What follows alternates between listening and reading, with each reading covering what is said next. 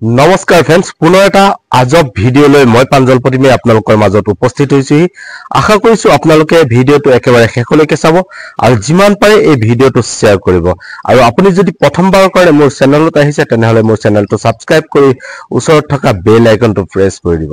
হয় ফ্ৰেন্ডছ, আহক তেনেহলে আজিৰ এই ভিডিঅ'টো আৰম্ভ কৰো।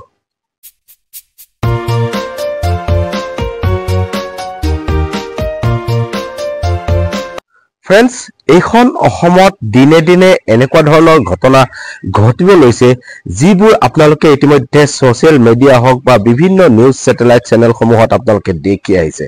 কিন্তু তাৰ মাজতে আজি যোৱা কালিৰ পৰা এটা নিউজে খলকনি সৃষ্টি কৰি আছে, যিটো নিউজত আসলতে গম পোৱা গৈছে যে এজন 10 বছৰীয়া শিশু, যিজন শিশুৱে দুৰ্ঘটনাত পতিত হৈছিল আৰু তাৰ পিছতে তেওঁক চিকিৎসাৰ কাৰণে লৈ গৈছিল এখন হস্পিটেলত। তাৰ পিছতে সেই হস্পিটেলখনত এনেকুৱা ধৰণৰ এক আজব ঘটনা ঘটিল, যিটো ঘটনা কোৱাৰ পিছত আপোনালোকৰো গাৰ নোম শিয়ৰি উঠিব।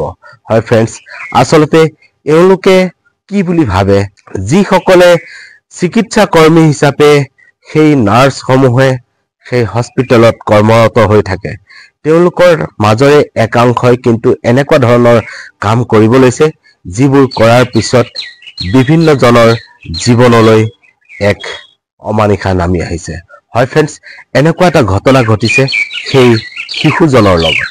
10 বছৰীয়া যিজন শিশু আছিল, তেখেতৰ মূৰত যেতিয়া আঘাত পাইছিল, সেই আঘাত পোৱা ঠাইখিনি ড্ৰেছিং কৰিবলৈ দিয়াৰ সময়তে তেওঁক ঢালি দিয়া হৈছিল ঔষধৰ বিপৰীতে সেই ঠাইত এচিড। হয়, সেয়া আমি কোৱা নাই, সেই যিজন শিশু আছিল সেই শিশুজনৰ মাতৃয়ে এই কথা সদৰি কৰি দিছে সংবাদ মাধ্যমৰ আগত, যিটো বিষয় এতিয়া সামাজিক মাধ্যমত ভাইৰেল হৈ পৰিছে। হয় ফ্ৰেন্ডছ, আহক সেই বিষয়ে শুনক সেই শিশুজনৰ মাতৃয়ে কি কৈছে। মোৰ ল'ৰাটোক ড্ৰেছিং কৰিবলৈ লৈ গৈছোঁ, মোৰ সৰু ছোৱালীজনীও গৈছে, তেখেতো গৈছে। ড্ৰেছিং কৰিবলৈ লৈ যাওঁতে এনেকৈ বহুৱাই দিছোঁ, বটল এটা এনেকৈ ঢালি দিছে। ঢালি দিয়াত ল'ৰাটোৱে যেতিয়া একদম চটফট কটা চোৱাৰ নিচিনা চিঞৰিছে, মই এনেকৈ উনাখন দি অকণ মুচি দিছোঁ, বিয়পি আহিছে। তেখেতে ঢালি দিছে, বাইদেউ ঢালি দিয়াৰ লগে মই যেতিয়া এনেকৈ কৈ দিছোঁ, দুবাৰমান ফুলি আহিছে, তেনেকৈ কোলা হৈ গৈছে, জ্বলা নিচিনা জেগাডোখৰ। মই বোলো বাইদেউ, এইটো ঔষধটো এনেকুৱা নহয়, কাৰণ জ্বলি গৈছে। মোক কৈছে তই বেছি জানা। নহয় বাইদেউ, এইটো এচিড হ'ব, কাৰণ এচিডটোহে এনেকুৱা। বাপেকে তেনেকুৱাতে হাতত একে 1 টোপালমান পেলাই চালে, বাপেক একে ছটিয়ন বটিয়ন কৰি ৰখিবলৈ পোৱা নাই নহয়। কৈছে এইটো কি? মই বোলো এচিড। এইপিনে যেতিয়া হুলস্থুল কৈছে হুলস্থুল নকৰিব, হেৰি আপোনালোকক এতিয়া ৰেষ্ট কৰিম, ইয়াত ক'ত হস্পিটেলত হুলস্থুল কৰা আইন পালে। কিন্তু তাই স্কিন বেয়া কাৰণে হেৰি কৰিছে।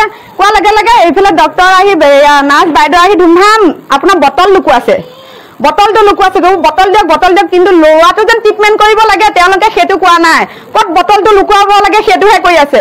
কৈ থাকোঁতে বোলো মোবাইলটো আছে, মোবাইলটো আনিব। মোবাইলটো এইপিনে আনিবলৈ যাওঁতে এজন ছাৰে মোক মোবাইল আনিছে বুলি মোবাইলটো থাপ মাৰি ধৰি ৰাখিছে। তাই বোলো মোক মোবাইল দিয়ক, মইতো ঘৰলৈ ফোন কৰিব লাগে, কিবা এটা নিদিয়ে। কৈছে ভিডিঅ' কৰিবি।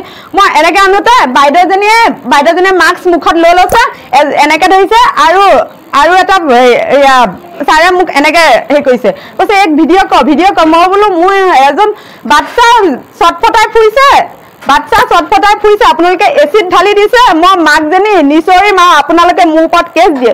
ল'ৰাটোক আপোনালোকে চিকিৎসা কৰক, তেখেতসকল অন্যায় বটলটো লুকুৱাবলৈ লাগে। ফ্ৰেন্ডছ, আপোনালোকে শুনিলে, এয়া হৈছে সেইজন শিশুৰ মাতৃ, যিজনে এতিয়া এই বিষয়ে সমগ্ৰ মিডিয়াৰ আগতে তেওঁ প্ৰকাশ কৰিছে সেই ঘটনাৰ কথা। আসলতে এইসকল একাংশ নাৰ্ছৰূপী যিসকলে এনেকুৱা ধৰণৰ কাম কৰিবলৈ লৈছে, এওঁলোকক চৰকাৰে নাকি লগাব পাৰিবনে নাই, এয়া হ'ব অনাগত দিনত এক লক্ষণীয় বিষয়। ফ্ৰেন্ডছ, এনেকুৱা ঘটনা যাতে আৰু কেতিয়াও নহওক তাৰে কামনা কৰিম। পুনৰ এটা নতুন ভিডিঅ' লৈ মই প্ৰাঞ্জল প্ৰতিমে আপোনালোকৰ মাজত উপস্থিত হ'ম। আশা কৰিম এই যিগৰাকী নাৰ্ছৰূপী যিগৰাকী মহিলাই এই শিশুজনৰ লগত এই ঘটনা কৰিছে, তেওঁক যাতে উচিতৰ পৰা উচিত শাস্তি প্ৰদান কৰে আৰু তেওঁৰ ওপৰত সম্পূৰ্ণভাৱে তদন্ত চলাই তেওঁক যাতে এক উচিত শাস্তি প্ৰদান কৰে, সেয়াই আমি কামনা কৰিম। ফ্ৰেন্ডছ, পুনৰ এটা নতুন ভিডিঅ' লৈ মই প্ৰাঞ্জল প্ৰতিমে আপোনালোকৰ মাজত উপস্থিত হ'ম। আজিলৈ আহিছোঁ, ধন্যবাদ। জয় অসম, জয় হিন্দ।